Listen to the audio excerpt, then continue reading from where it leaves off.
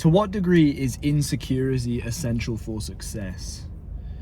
You know, I feel like you see a lot of really successful people who constantly talk about the drive to achieve more, to never stop,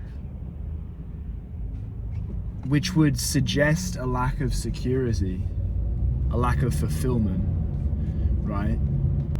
And yet insecurity can also be the cause of plenty of maladaptive anxiety.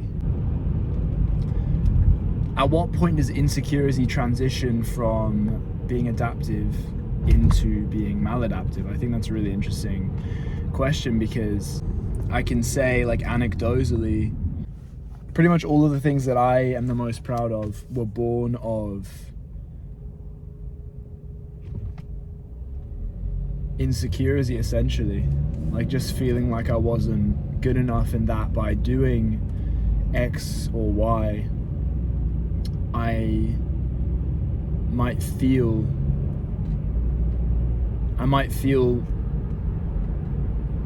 better about myself.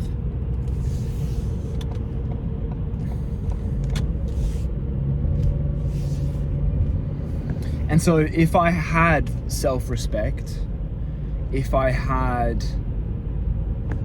wasn't insecure, it would suggest that I would not have made any of those changes. And so I feel like it's interesting, like, people always talk about, you know, self-acceptance.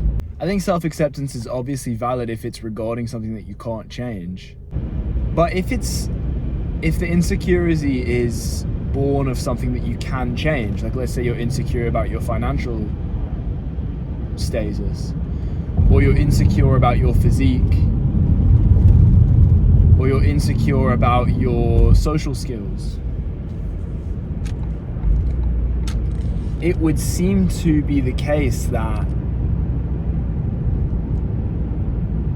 the only way you're going to improve in those regards is if you are insecure. But then it is interesting, because because now I'm thinking, well, if you, I'm discussing, like, the dangers of losing insecurity, but if you lost insecurity, yes, you might not achieve more, like, material success, but at the end of the day, if you feel fulfilled, then by definition you're not going to feel like you're missing out on that material success. So I guess, yeah, I don't know. This is something that I've often thought about, like, you know, because I think I am someone who has some pretty deep insecurities, honestly. And partly I wish that I didn't have them, but then I'm like, well, if I didn't have them, would I be working to succeed? I don't know if I would. But then again, like, well, if I didn't have them, I wouldn't be working to succeed, but I also wouldn't care that I wasn't working to succeed, because I wouldn't feel like I needed that. So I guess at that point, the question is, like, do you value inner peace, or do you value people's perceptions of you? Because, you know, I'm sure there's some people in the world who have all the inner peace you could ask for, totally satisfied with themselves, but no one will remember them. You know, they're not impacting the world. And so then it begs the question, like, is that a better life than another person who is deeply insecure and actually is less happy within themselves, but is making a mark on the world,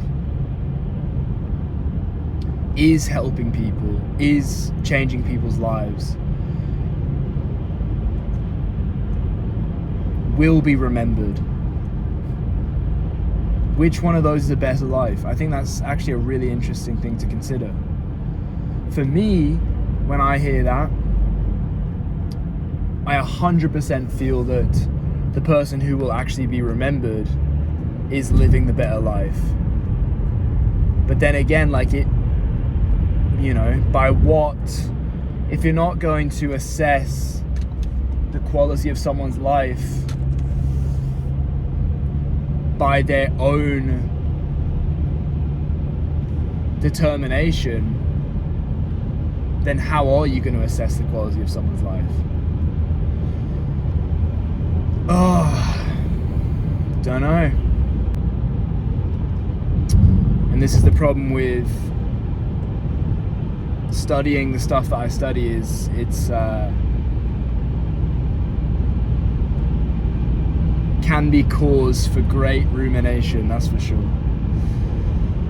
Anyway, let me know your thoughts and I'll see you in the next one.